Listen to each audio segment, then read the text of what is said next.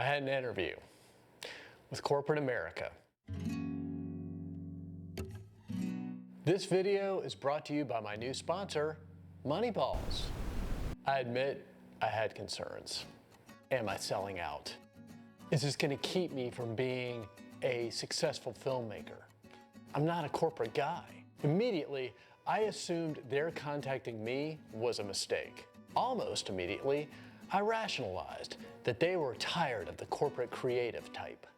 Wouldn't this be a great world if insecurity and desperation made us more attractive? If needy were a turn-on? Almost immediately, I began computing. I could use that money to pay off that stupid UX degree that's bringing me all of the clients none of the time, or is it none of the clients all of the time? I can buy that new Canon Cinema camera. Did someone say new Mac Studio? Assuming, of course, there's no new Mac Pro. And if you stick with me to the end of the video, I'll tell you what happened. Now, time for a Tarantino flashback. When it became apparent that my attempt at self-producing my last feature script was going nowhere quickly, I came to the realization that I needed a plan B, a way to make money, a way to capitalize on my strengths. So I decided to invest in me. Jock itch making you smell like a wedge of blue cheese left in your car trunk over the summer? Then it's time to invest in you. Moneyballs is a patented antifungal turpentine derivative with the smell of mint and shredded dollar bills. Just one spray now is all it takes. Don't worry, swelling and scarring is considered minimal, and any loss of virility is completely your fault. We are federally protected against prosecution thanks to the emergency use authorization. Then a booster spray for basketball season, baseball season, then every Thursday. And as infections change, so do we. So be sure to sign up for a Moneyball subscription. It's like a flu shot for your back sack. You can stop jock itch. You can prevent the spread of jock itch. We promise. With Moneyballs. From the fine pharmaceuticals at Freezer, where we own you inside and out. I bought me one of those fancy UX design degrees. It was at the start of the dark times. So in-person attendance wasn't an option, and off to Zoom school I went. After 3 months or so, I graduated. I was voted most likely to own their own business. See how well that's turned out. The point of the cohort was to build a new work portfolio, to gain some design skills, and maybe open up a potential pool for clientele. Once I started interviewing, two things became apparent. One, my portfolio and experience looked just like everyone else who had graduated from one of these boot camps.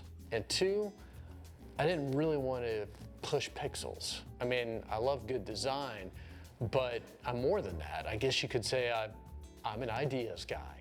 And if I decided that I wanted to stick with the UX world, I should probably be a product manager. I mean, I'm good with strategy. Oh, a bullshit artist. I'm creative. And I don't think UX is going to usher in the next Marxist utopia. But you can't be a part-time product manager. And as we know, that saucy little affair that I call filmmaking keeps me on a short leash. She's my mistress, and I'm her bitch. But I never want to turn down an opportunity. So from time to time, I'll send out my resume just to see what happens, see if I get a nibble. And what do you know? When I started being authentic about my experience, I got some interest. First, there was the phone call with HR. It went well. She made me think that working with this company wouldn't be a complete waste of time. She suggested that I could go anywhere inside this company. In-house filmmakers started to sound good to me, you know, sort of as a 5-year plan, after I had dazzled them as a UX copywriter. And that's where they get you. That's how they rope you in. They make you think that there's paradise inside their walled garden. The next interview was with the hiring manager. I liked him. We seemed simpatico. We seemed to have the same creative philosophy. And as the call went on, I felt myself getting enthusiastic. all of a sudden I was invested. I was excited. And I started to think, what am I waiting for? I mean, even if I became a successful filmmaker, I've got a shelf life of what, maybe 5 years? My best case scenario in the film industry is a Ridley Scott scenario. No, Ridley Scott. I'd parlay my success as a filmmaker into blatant commercial work. I would make hay while the sun shines. I would let one blade sharpen another. You're damned if you do, and you're damned if you don't. The one question I asked him, why me? I'm not corporate. I've been off the grid for like forever. He told me he liked my cover letter, the way that I set myself apart. Honestly, I'm not even sure he looked at my resume. And frankly, when you get to be my age and you've been in the market for a while, or even out of the market for a while, you realize that nobody looks at them anymore. Instead of a resume, I just wanted to sort of create this list. Clients and brands, and that was it. Wouldn't that be refreshing? This is who I worked with or for. American Express, Audi, Apple. And look, I get it. Resumes sort of force you to put your best foot forward. They're like an elevator pitch that somebody can refer to later. The one thing about resumes, though, is why don't we tout our failures? I mean, that's the cliche, right? That we're gonna learn more from our failures than from our successes. See, that's what we should do. It shouldn't be a resume, it should be a failure may. I like that, a failure may. On my failure may, I could bullet point, I wrote a screenplay that my mom thought was really good for a first attempt. I wrote copy for an ad agency for 1 week before they decided to move in a different direction. I wrote follow-up email that convinced a hiring manager to delete my contact in LinkedIn. Why don't we highlight our soft skills more? I can Rain Man any movie you mention at a cocktail party. 28 miles on the odometer since I drove it a week ago last Saturday. Should be more than 28 miles. I can tell you the director, the distributor, and approximate box office gross. I raised 2 kids. I buried my mom.